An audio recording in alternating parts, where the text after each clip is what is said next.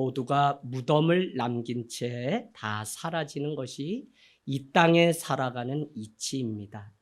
그 어떤 사람도 흘러가는 세월 속에서 인생의 죽음을 막지 못하는 것을 우리는 보게 되죠. 다윗도 인생의 허무함이 무엇인지 알았기 때문에 제가 시편을 올해 다시 읽으면서 다윗이 많은 전쟁과 죽음을 넘나들면서 그가 고백할 수 있는 이것이 인생은 헛되고 헛되다고 하는 사실. 그래서 솔로몬이 고백한 줄 알았더니 그의 아버지 다윗이 이미 고백했던 것을 알 수 있습니다. 그렇기 때문에 헛된 일에 우리가 분유하며 살아가는 인생이 얼마나 안타까운 것인지 우리에게 오늘 시편은 가르쳐주고 있는 것입니다. 여러분 4절 말씀 가서 한번 끝에 보시면 여호와여 나의 종말 the life end 삶의 마지막이 언제인지 연한 the number of my days 내가 몇 년을 살고 죽는지라고 하는 이 연한에 대해서 언제까지인지 알게 하사 내가 나의 연약함을 알게 하소서라고 다윗도 오늘 기도하고 있는 장면을 보면 종말과 연한이 언제인지 아는 그것은 너무나 귀하고 우리 신앙에 있어서도 너무 귀한 것이라는 사실이죠. 많은 사람들을 사회생활하면서 만나면서 늘 자기 삶이 안개 같다고 여기는 사람들을 만날 때가 있습니다. 그들은 이 땅에 연연하지 않고 초월하는 그 삶의 힘이 그들에게 있는 것을 보죠. 그래서 이 땅에서 살아가는 그 삶은 잠시 그냥 머물렀다 가는 삶일 뿐 우리는 나그네가 우리의 본 모습이고 본향을 향해서 때로는 가야 되는 마지막에는 가야 한다는 사실을 아는 사람. 그 사람은 어떤 일에서도 의연하고 초월하며 어떤 것에도 집착하지 않고 어떤 것에도 다툴 일이 없이 살아가는 그 삶을 보게 됩니다. 여러분 많이 다투게 되죠? 분노도 일어나고 그러나 무엇인가에 우리가 집착해서 살아가기 때문에 그런 것이지 사실 나그네로 왔다 가는 짧은 삶을 어떻게 우리가 디자인하고 하나님이 원하시는 대로 살아야 될까에 관심을 갖게 되면 더 이상 다툴 일이 없는 것을 알 수 있습니다. 여러분 바로 이와 같은 삶은 우리 그리스도인들이 이 땅 가운데서 살아내야 되는 삶인 것이죠. 왜냐하면 우리는 시민권자인데 하늘의 시민권자요. 이 땅에 살아가는 그것은 잠시 머물렀다 가는 것이기 때문에 그렇습니다. 그래서 욥기 8장 9절 가보시겠어요? 욥기 8장 9절에 가게 되면 욥은 우리는 어제부터 있었을 뿐이라 우리는 아는 것이 없으며 세상에 있는 모든 날이 그림자와 같으니라 라며 그림자 같은 우리의 인생에 순간적으로 그냥 이 땅에 머물렀다 가는 존재임을 우리에게 가르쳐 줍니다. 교회가 깨지고 아픔이 있었을 때 더 이상 목회자의 길을 가지 않겠다고 했던 제 인생. 그러나 하나님의 계획이 있어서 목사 안수를 받고 첫 부임한 교회에서 54명 480회에 1년 동안 장례식 집례 설교를 하면서 신앙은 목회는 땅에서도 지금 여기서부터 살아가는 것이 목회의 우리의 참다운 신앙이구나라는 사실을 알게 되면서 땅에서도 하늘을 품고 사는 하늘 땅 교회라는 이름을 짓게 된 것입니다. 여러분 정말 땅에서도 하늘을 품고 살아가는 그 삶의 고백은 다른 것이 아니라 오늘 우리 삶 가운데 있는 많은 희노애락에 대해서 우리는 이렇게 고백하죠. 그림자같이 짧은 것이 내 인생이구나 라고 말입니다. 저는 하늘 땅 교회가 한 해 마무리하면서 40일간 기도회를 저녁마다 하고 있는데 이것은 내년을 위한 준비 같지만 사실은 코로나를 보내면서 진짜 내가 무엇을 의지하여 살아가야 하는지를 결론을 내리고 결단하고 내 삶을 다시 점검하는 시간이 40일의 저녁 기도의 시간입니다. 우리가 정체성을 잃고 살아가는 이 시대에 더 이상 뜨거움도 없고 형식적이고 소유와 집착으로 살아가는 사람들을 향해서 성경은 영적인 가늠한 자라고 말씀하고 있습니다. 야고보서 4장 4절로 가보시면 4장 4절 가늠한 여인들아 세상과 벗된 것이 하나님과 원수됨을 알지 못하느냐. 그런즉 누구든지 세상과 벗이 되고자 하는 자는 스스로 하나님과 원수되는 것이니라. 여러분, 왜 이 땅에 우리가 집착하고 정말 하나님과 벗된 것이 아니라 이 땅에 우리는 벗되어 살아가고 있는 것입니까? 그것은 바로 우리가 천국의 시민권자요 대사로 이 땅에 부름받았다는 사실을 놓치고 살기 때문에 그렇습니다. 세상의 악한 무리 앞에 우리는 적국의 대사로 쓰임받고 있기 때문에 정작 무엇을 위해서 살아가야 될지 사명을 놓치고 살아가는 것이죠. 코로나가 우리에게 준 것은 집착할 것이 이 땅에는 하나도 없다는, 더구나 내 생명조차도 더 이상 집착해서 유지할 수 있는 것이 아니라는 사실을 우리에게 가르쳐 준다면 우리가 무엇을 위해서 살아야 할지 우리는 다시 한번 주의 말씀으로 결론을 내리고 오늘 이 예배를 통해 듣는 이 말씀이 내 삶을 다시 흔드는 사건이 되기를 주님의 이름으로 부탁을 드립니다.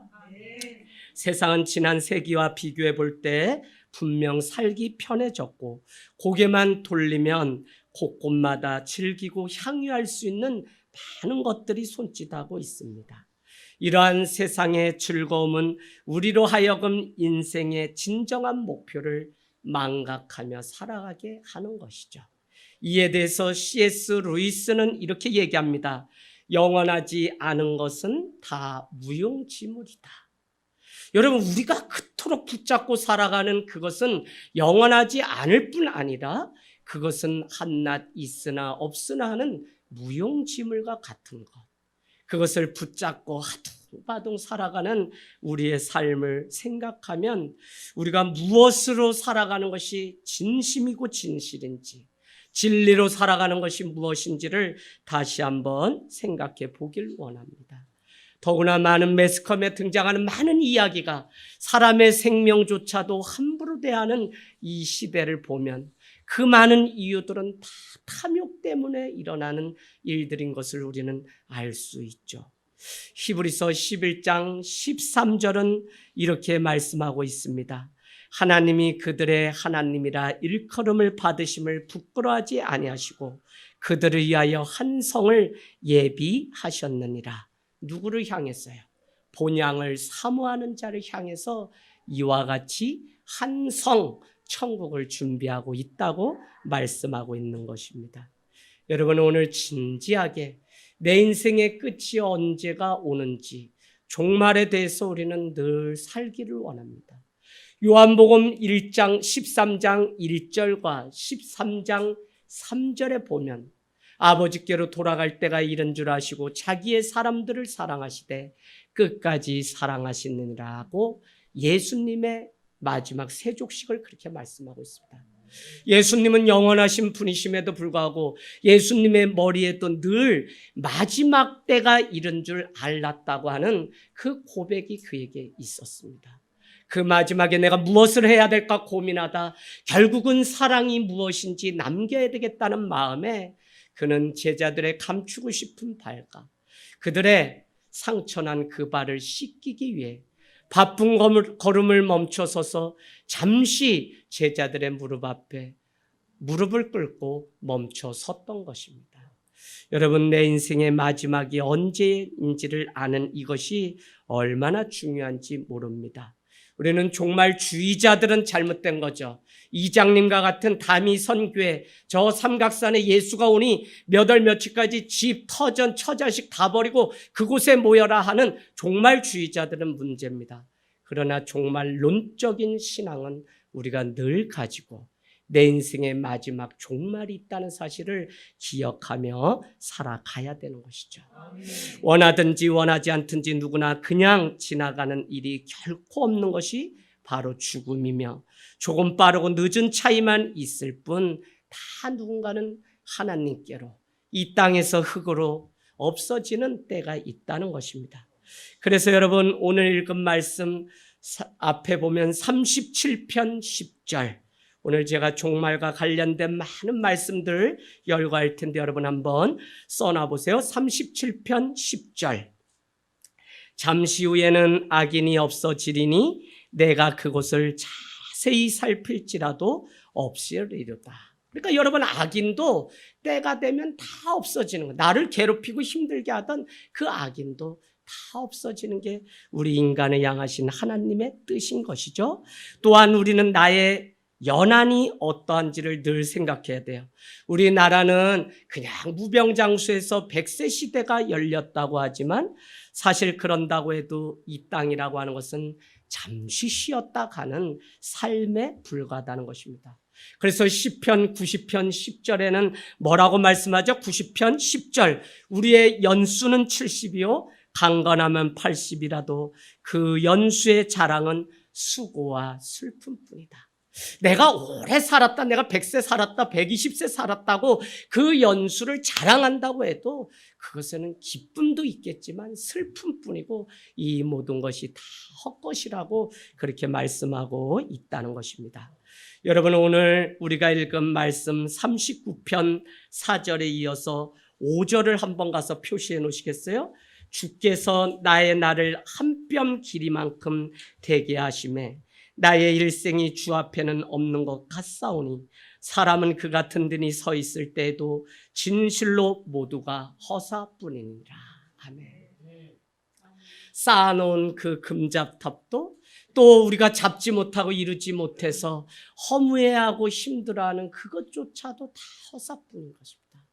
그래서 여러분, 종일 내가 곳간에 무엇을 드리고 그 밤에 등록이 와서 그것을 다 먹고 도둑이 와서 도둑질해 가면 다 그것이 누구의 것이냐고 성경은 우리에게 말씀하죠.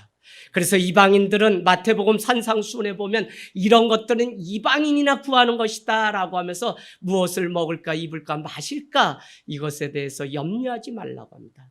그날의 괴로움은 그날의 족하기 때문에 한날의 괴로움을 다음 날까지 끌고 가면 그것이 염려라서 우리의 마음이 갈라지게 되고 그러게 되면 우리 마음 안에 계신 예수님을 보지 않고 마음이 급해지고 빨라지고 어떻게 더 열심히 살아야 되는데 하는 조급함이 우리의 인생을 나락으로 떨어뜨리는 일들을 보게 됩니다. 시편 90편 4절, 시편 90편 4절은 주의 목전에는 천년이 지나간 어제 같으며 밤의 한순간 같을 뿐이라. 어떻게 하루가 천년 같은데 그것도 그냥 아무것도 아니에요. 천년이 또 하루 같다고 베드로서는 우리에게 말씀하고 있는 거 보면 한순간, 밤이 지나가는 한순간에 불과한 것이 우리의 인생이다. 여러분, 사랑하면서 살아도 모자른 세상이에요. 마태복음 24장 12절은 마지막 때의 징조에 대해서 지진도 전쟁도 많은 것을 설명하면서 불법이 성행함으로 사랑이 식어지는 것으로 마지막 때의 징조를 우리에게 가르쳐 줍니다. 사랑이 식어지니까 어떻게 돼요? 미움이 그 안에 있고 살인이 있게 되고 도둑질이 있고 하는 일들을 우리는 볼 수 있습니다. 여러분, 오늘 나의 연약함을 표현하는 성경에 가장 많이 등장하는 단어가 안개라는 단어입니다.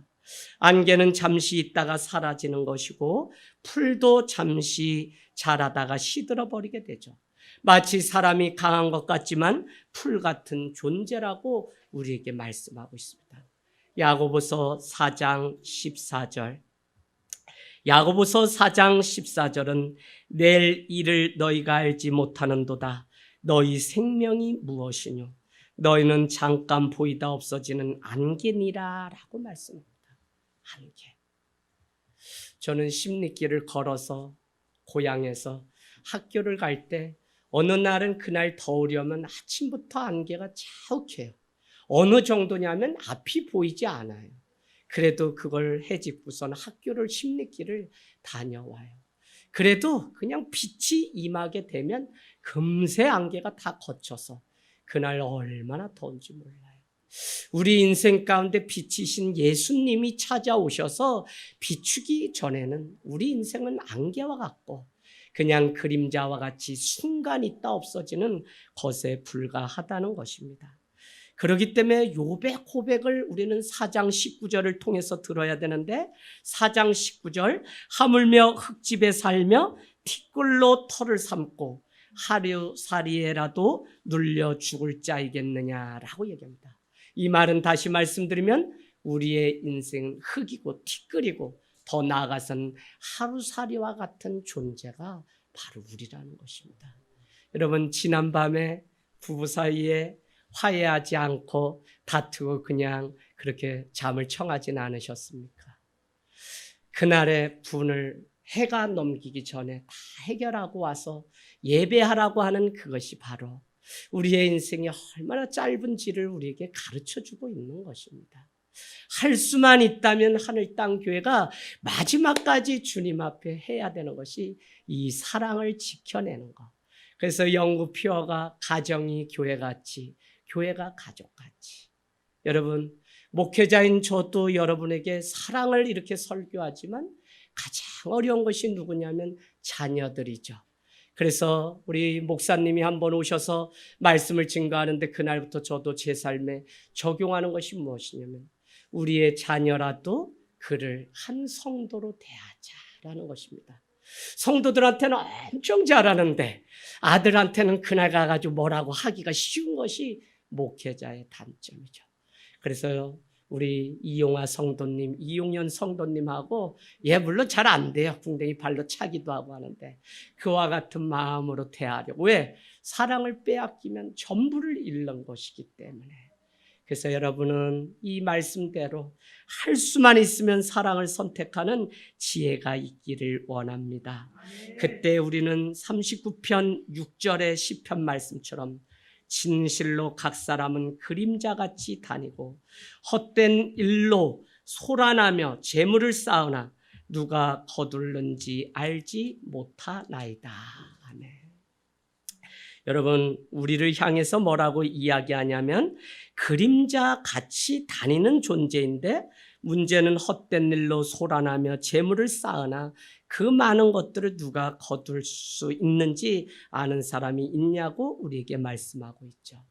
왜 오늘 우리가 집착합니까? 왜 자기 연민에 자기애에 빠져서 저 사람이 나를 알아주지 않고 저 사람이 나를 인정해 주지 않는 것 때문에 아파할까요? 집착입니다. 사람들의 인정이 오해가 될 때 그것조차도 내려놓아야 되는 것이 이 땅에서 우리의 삶이에요. 왜냐하면 진심은 언제가 드러나고 진실은 반드시 통하게 되어 있기 때문에 그렇습니다. 사람들이 하는 많은 말에 춤출 필요가 없어요. 사람들이야 잠깐 자기를 위해 말을 만들지만 그것을 다 아시는 분이 하나님이시라는 그 믿음 때문에 우리가 살아가는 존재이기 때문에 그렇다는 것입니다. 그림자가 여러분 실체가 있습니까? 아니요. 각 사람이 그림자같이 다닌다고 말씀하고 있습니다. 오늘 살아가는 우리의 시대는 얼마나 분주한지 모릅니다. 오늘처럼 인생이 바쁘고 피곤한 시대는 일찍이 없었던 것이죠. 그림자같이 정신없고 오고 가는 그러나 결국 사라지고 마는 것이 그림자입니다. 그래서 오늘 시편은 144편 4절에 사람은 헛것 같고 144편 4절 그의 날은 지나가는 그림자 같으니라. 저는 새로 알게 됐어요. 다윗이야말로 그 인생의 마지막 죽음에 대해서 누구보다도 많이 시편에서 얘기했던 사람입니다. 그런가 하면 시편 109편 23절 109편 23절 나의 가는 것은 석양 그림자 같고 또 메뚜기같이 불려 가오며 109편 23절 나의 가는 것은 석양 그림자 같고 메뚜기같이 불러 가오며 왔다 갔다 한다는 것이죠. 아하, 성경이 결국 우리에게 무엇을 말씀하려고 하는 책이냐면 죽음이 반드시 누구든지 있고 죽음 너머에 관하여 말씀하시는 유일한 책인 것입니다. 여러분 이 땅에 많은 사람들이 읽는 책은 어떻게 태어나서 어떻게 결혼하고 어떻게 살았다라고 하는 것이 세상의 책이라면 성경은 유일하게 죽음 너머에 어떤 세상이 펼쳐지는지를 우리에게 가르쳐주고 그렇기 때문에 오늘 한날을 살아도 어떻게 살아서 영원으로 가야 하는지를 우리에게 경각심을 불러 일으켜 주는 것이 바로 요한계시록. 그래서 이 땅의 삶은 짧기 때문에 아무것도 아니고 영원한 하나님의 나라에 가기만 하면 된다가 아니라 이 땅의 짧은 삶이 더 귀하다는 사실을 우리에게 가르쳐 주기 때문에 영원을 준비하는 시간이 지금이라는 사실을 요한계시록은 가르쳐 주고 있다는 것입니다.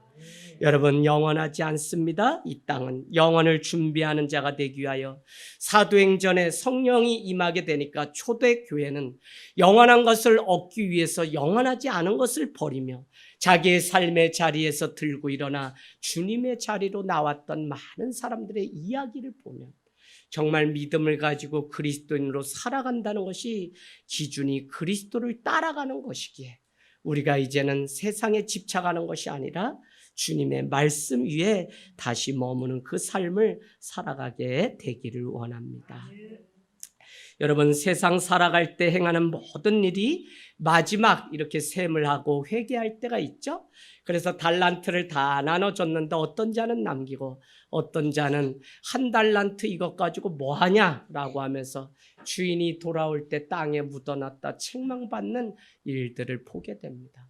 그러나 달란트라고 하는 것은 한 달란트면 충분한 것입니다.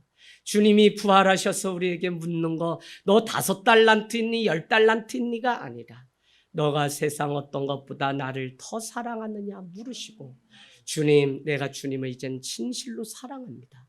그래 시모나?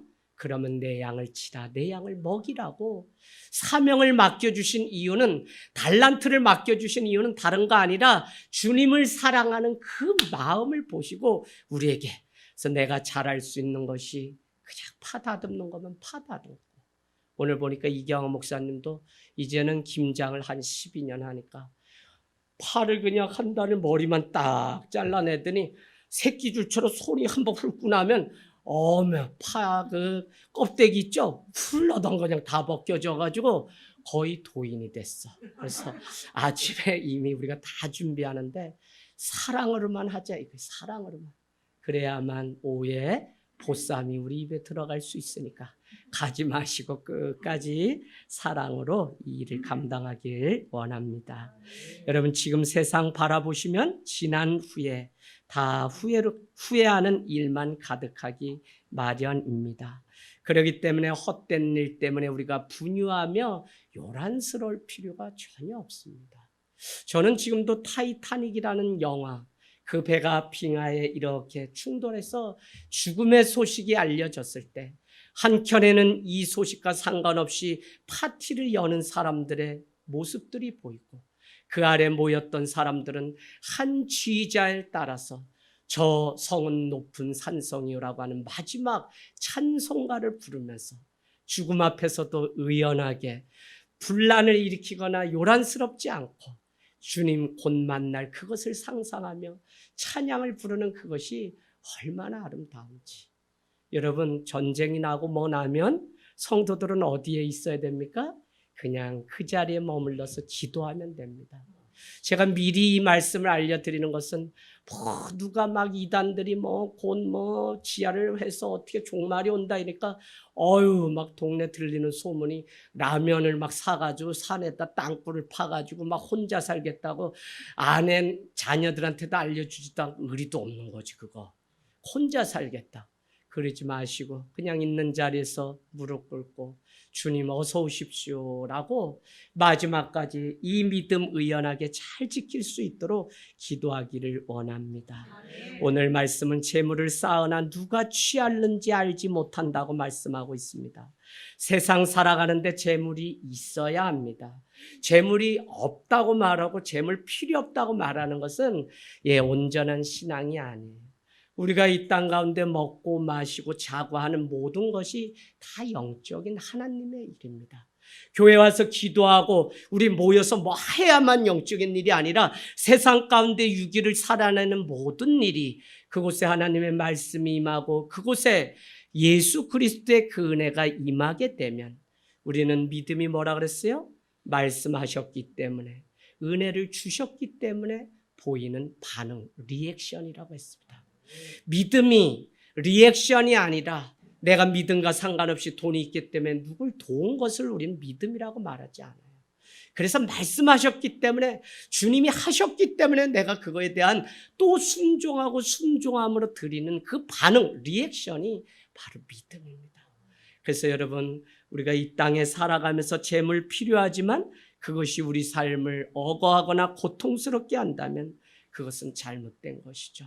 주기도문도 보면 주님은 우리에게 일용할 양식을 달라고 주님 앞에 물질을 구했던 것을, 그래서 여러분, 온전한 결혼 관계라는 것은 부모님으로부터 떠나야 됩니다. 누군가 말씀하기를, 이런 글귀를 제가 읽은 적이 있습니다.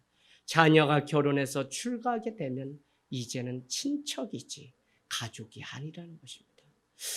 제가 이것을 알면서 주례를 20번 가까이 하면서 잘 사는 가정도 있고 한 가정이 좀 어려운데, 이게 부모님이 놔주지 않아서 부부 사이가 갈라지는 것 보면서 제발 부탁드립니다.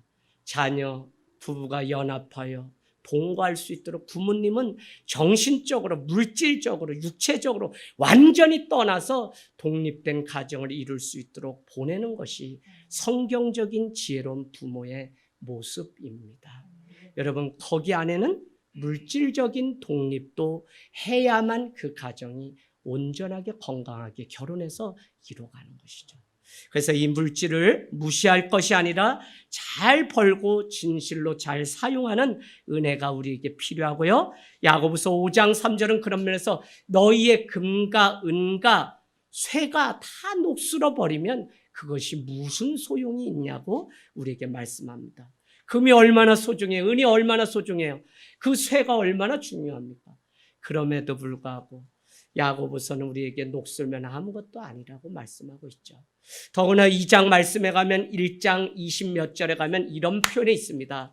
너희는 스스로 속이는 자가 되지 말라고 하면서 거울로 자기의 모습을 보고 돌아가서 내가 어떻게 생겼는지 잘 모르는 사람은 마치 말씀을 보고 내가 어떻게 살아야 될지 모르는 자와 똑같다고 말씀하고 있습니다. 말씀이 거울이죠. 그래서 그 말씀을 듣고 먹으면 말씀대로 살아가야 하는데 우리가 그러지 못하다는 것입니다. 여러분, 지금 여러분의 머리에는 무엇으로 가득 차 있습니까? 우리가 많은 것 얻었다고 해도 돈나는 사람들은 돈을 많이 모을지 모르나 생명은 돈 때문에 잃어버리게 됩니다. 온 천하를 얻고도 자기 생명을 잃으면 무슨 유익이 되겠습니까? 여러분, 세상 먹고 사는 것이 힘든 사람이 돈할까요? 아니요. 그 사람들은 그저 한 끼 양식만 있어도 감사할 수 있습니다. 가난한 사람은 오늘 그날의 족한 삶을, 그래서 가난에도 처하고 풍부에도 처하나 일체의 비결이 주님께 있다는 사실을 우리가 알라는 것입니다. 오늘 말씀 7절 같이 합독하고 마치도록 하겠습니다. 시작. 나의 소망은 주께 있나이다. 아멘. 주님께 소망을 두어야 한다는 것으로 오늘 시편 39편은 우리에게 결론을 내립니다. 다윗은 인생이 무엇인지 알았고 연약한 자라는 사실을 알고 있었습니다. 이 세상의 모든 것이 허사라고 하는 사실을 알고 하나님께만 소망을 두는 자가 복이 있음을 가르쳐 줍니다. 왜 하나님이 우리의 영원한 소망이 될 수 있냐면 영원하신 예수 그리스도, 그분이 우리에게 영원한 생명을 주시는 분이기 때문에 그렇다는 것입니다.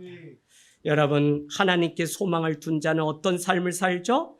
바로 성경에 하나님께 소망을 두고 살았던 사람과 세상에 소망을 두었던 사람의 그 삶을 대조해서 창세기는 말씀하는데, 하나님께 소망을 두었던 아브라함의 인생과 세상에 소망을 두었던 누구죠? 롯의 인생이 기록되어 있습니다.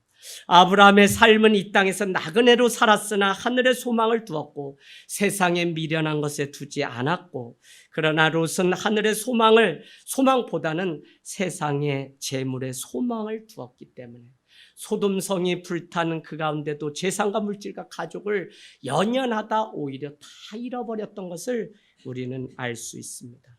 헛된 일에 분유하지 말고 재물을 쌌되 잘 나눔과 섬김의 가치를 가지고 예수 그리스도를 따라 살아가는 여러분이 되면 여러분이야말로 그리스도의 제자, 비로소 안디옥 사람들이 그리스도인이라 불려지더라라고 하는 그리스도인, 그것을 우리가 누리는 영광이 있기를 원합니다.